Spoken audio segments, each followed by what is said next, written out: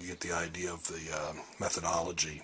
And I'll probably cut the table just a little bit, because at 51 to 52, it's starting to get too long. Gardalas are around 52, and they're about the longest in the industry. So it'd be better to kind of not go any longer than that. I'll link, my original target was 49, so I'm a couple numbers off of that. So I'll chase it back some.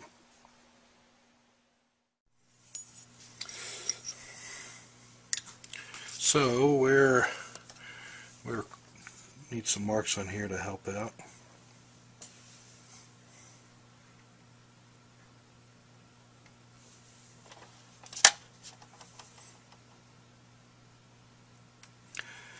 Beginning of the facing curve is close back here at 50. It's kind of crooked up to 38. And then there's a heck of a bump at 26.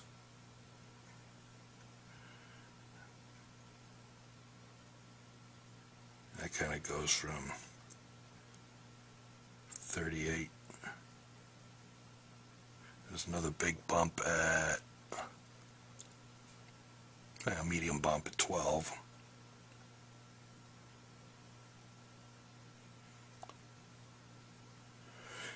And then we need to be careful at the tip, because that's probably okay where it is.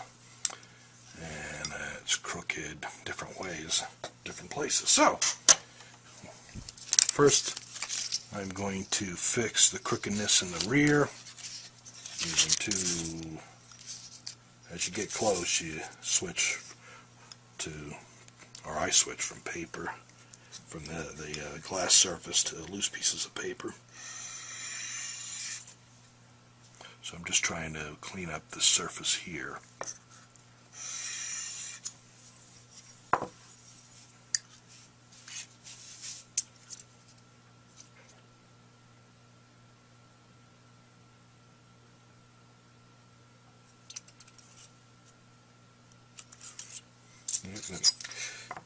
Maybe I've gone too much, so we'll go back and do a little on the other side. I went a couple strokes on it because the measurement said it was out, but sometimes you get a speck of dirt on your readings or whatever, and it can throw you off.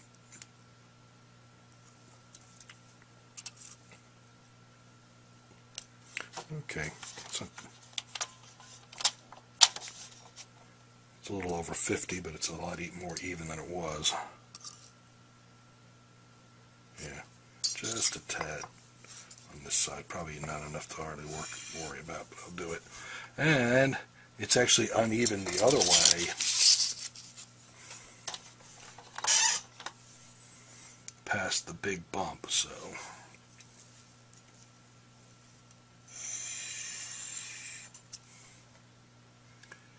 Okay, I'll leave that alone. We'll measure that up. Take care of some of the big bumps now. Gotta make sure, double check which mark is which. Big bump at 26 is at the end.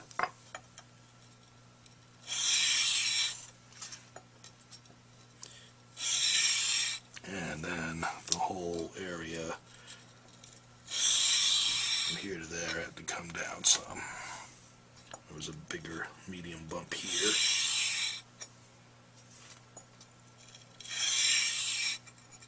And some at the tip rail. I guess tip rail, I don't want to change too much, so we'll just go on the finer paper.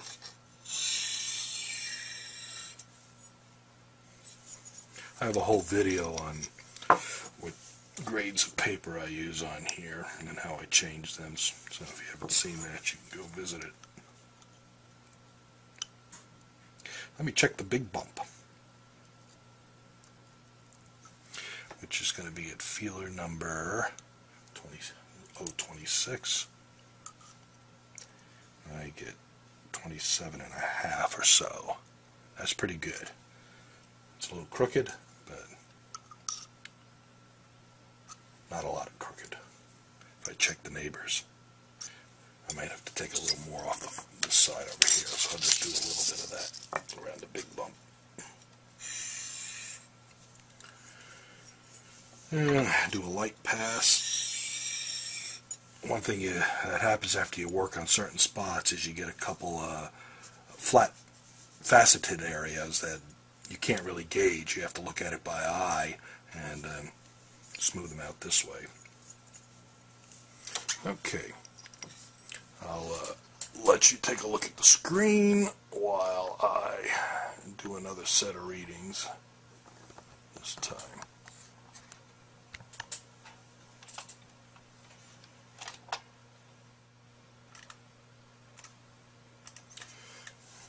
I'm going to need some light here.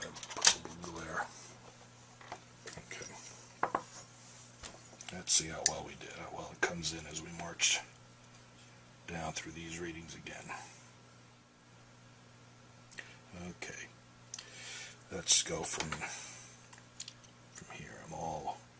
Got everything all zeroed up and ready to go. Put you out of your field of view. So, first one, 51.1, 51.3. So I did close that up a little. Okay, second. So all I really did back there was try to even it up. I didn't cut a lot of material otherwise. 32.7, 33.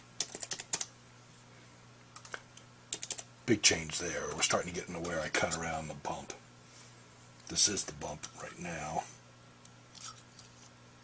27.4, 27.8. So still a little uneven.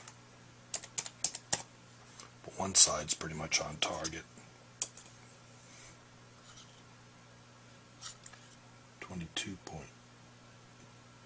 22.6.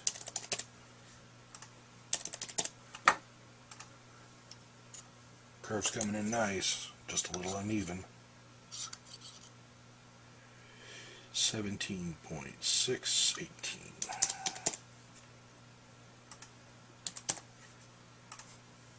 I'll probably be able to recalculate a new curve after this set of readings. Modified curve, 12.1, 12.6.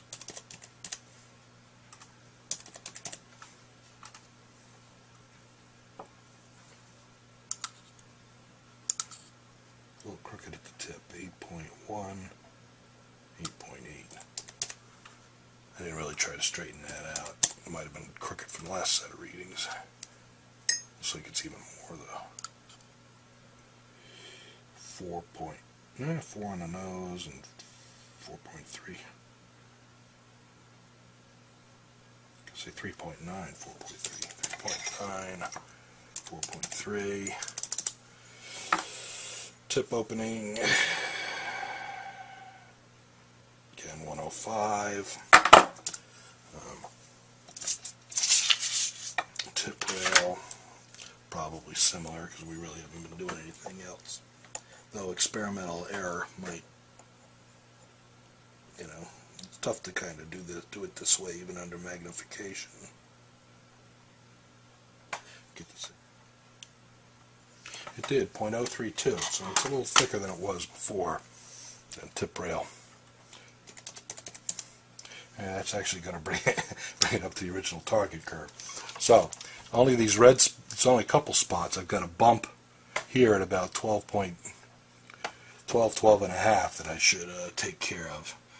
So what I'm going to do is actually not fit to that bump. I'm going to knock out a cell and then let me save my curve readings, copy them over to a scratch area, recalculate my curve.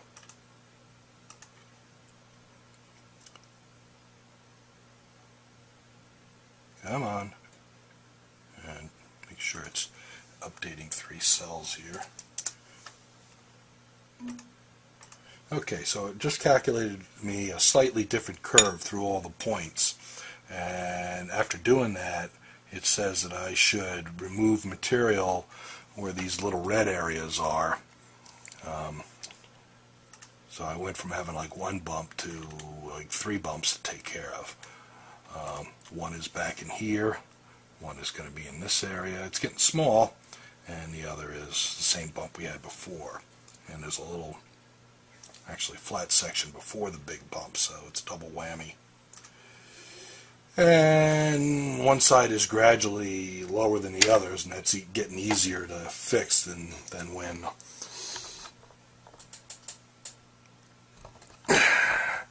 it's easier to, let me rub off the old marks, than when you're uneven in certain spots. So let me take a pass on the unevenness first.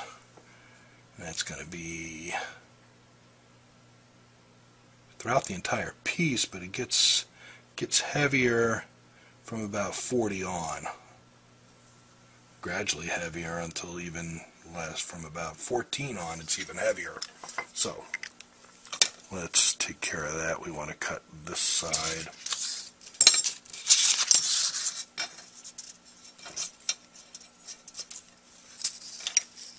First I'll cut near the tip. Then I'll cut from the middle and from the whole piece. Let's check the tip where it was the worst, around 63 feeler.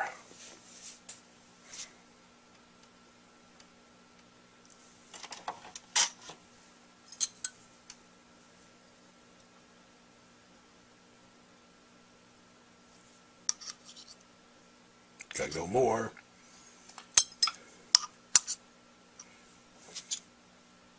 Or did I go too much?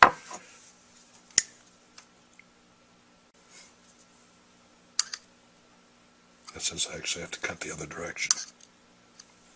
So let me go down in the middle of the piece. That's fairly even. Maybe I have to cut in the other direction.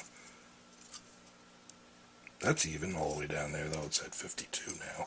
Some other spot checks. Huh. So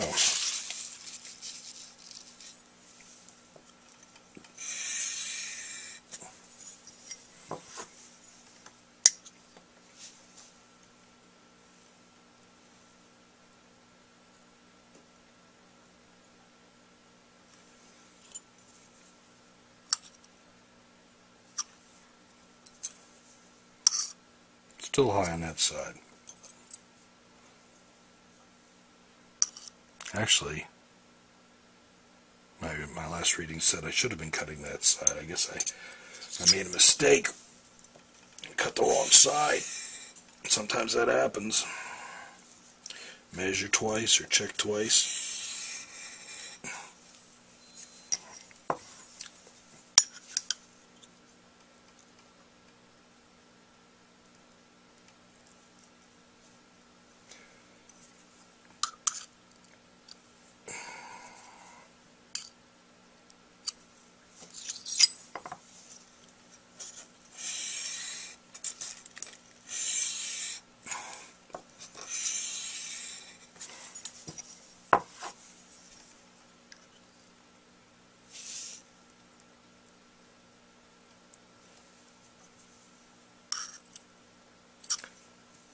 Still not getting there on the tip. We have to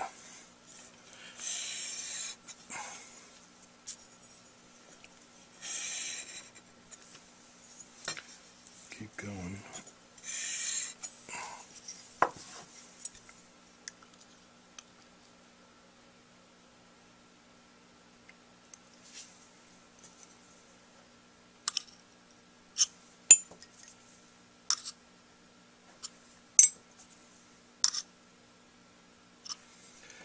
Just gaining slowly. And from about 18 on out, it looks pretty even. Further back, it's pretty even. It's pretty even. So I'm going to put a mark at 18 instead of just eyeballing it freehanding like I've been.